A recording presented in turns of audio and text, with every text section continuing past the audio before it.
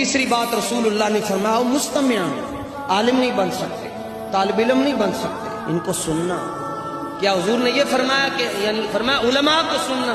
تو کیا جس کے سر پر ٹوپی پگڑی نہیں ہے، چہرے پر داڑھی نہیں ہے، جسم پر سنت کے مطابق لباس نہیں ہے، کیا اس کو سننا ہے؟ اچھا یہ سارا کچھ ہے، داڑھی بھی ہے، پگڑی بھی ہے، وہ اگر خود کو یہ کہتا ہے کہ دنیا میں میرے فالوور بھی بہت زیادہ ہیں، کیا اس کو سننا؟ کس کو سننا ہے پھر؟ حضرت محمد بن سیرین رضی اللہ تعالیٰ عنہ، ان سے مسلم میں حدیثیں مروی ہیں، حضرت انس بن مالک کے شاگرد ہیں، ان کے پاس دو شخص آئے، انہوں نے کہا ہم آپ کو قرآن سنانا چاہتے ہیں، فرمایا نہیں سننا۔ یہاں تو کہتے میں سارے نو سن لینا، جڑی گل جتوں مینوں صحیح لگتی ہے میں وہ چک لینا، تینوں کیویں پتہ چل گیا میں چاروں چوں صحیح کیڑا ہے؟ انہوں نے کہا جی ہم قرآن سنانا چاہتے ہیں، فرمایا میں نے نہیں سننا۔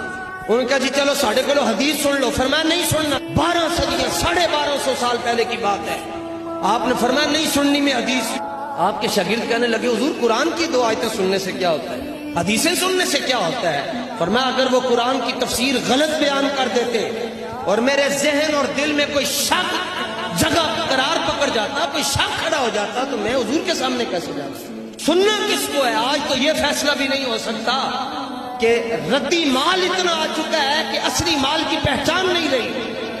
اس کی سنو جو تمہیں دربار مصطفیٰ میں پہنچا دے گا۔